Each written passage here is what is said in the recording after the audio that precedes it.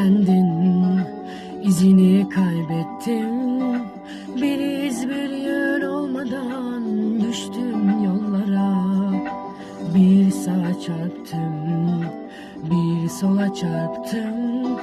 Savruldukça savruldum hep çıkmazlara.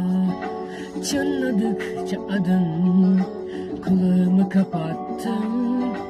Bir son veremedim içimdeki tiz çığlıklara. Hep sendeydi aklım, bedeni aldattın. Savruldukça savruldum koldan kollara. Bakmadı gitti, dönmedi bile arkasına. Eğdim boynumu çaresizce galip gelen gururuma.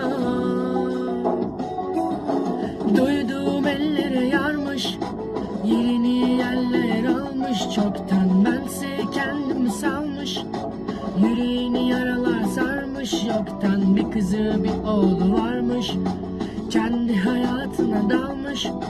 En acısı da beni hatırlamamış, unutmuş çoktan.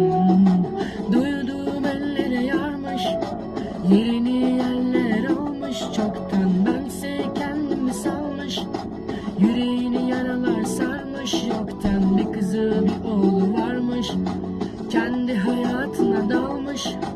En acısı da beni hatırlamamış, unutmuş çoktan.